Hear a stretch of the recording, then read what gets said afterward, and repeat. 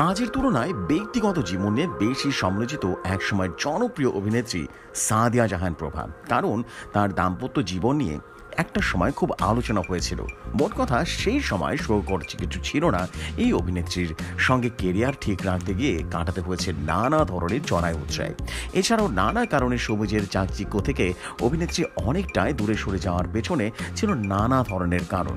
সম্প্রতি গণমাধ্যমের মুখোমুখি হয়ে জানিয়েছিলেন সেসবই। অভিনেত্রীর মুখে উঠে এলো মিডিয়ার সিন্ডিকেটের কথা।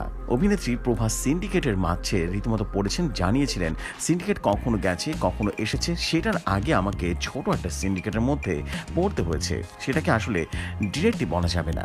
প্রভা বলেন, 2011 এবং 12 সালের দিকে একটা গ্যাপ পড়ে গেছে 2.5 বছরের মতো। তারপর যখন আবারও কাজ করতে এসেছি, আমার সাথে অনেক ডিরেক্টররা, অনেক কো আর্টিস্টরাও কাজ করতে চাইতেন না। ইভেন এখনও অনেক ডিরেক্টর আমার সঙ্গে কাজ করতেই চায় না। তবে অভিনেত্রী জানালেন, মুখের ওপরে কাজ জন্য না করে দেওয়া হয়নি কখনো। সম্পর্ক সুন্দর রাখার জন্য শুধু অ্যাটিটিউড দিয়ে বোঝানো হতো, এমনটাই হয়তোবা বুঝেছেন প্রভা।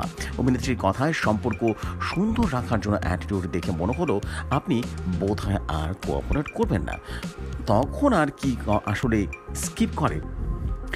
শেষে অভিনেত্রী বলেন, এমন একটা কিছুর মধ্যে এমন ধাক্কা কখনো সিন্ডিকেট গেছে আদৌ শুরু হয়েছে কিনা কোনো কিছুই টের পাইনি, কারণ আমি অনেক আগে থেকেই এটা ফেস করে এসেছি।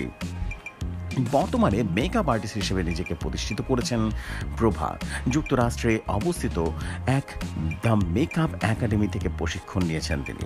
বিশ্বের অনেক জনপ্রিয় মেকআপ ব্র্যান্ড এবং ফ্যাশন শোয়ে জড়িত রয়েছে এই প্রতিষ্ঠানের নাম।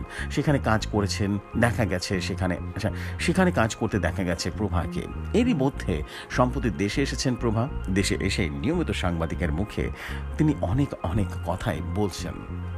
এমনই সব নিত্য নতুন নিউজ পেতে রেডিও শহরের সাথেই থাকুন।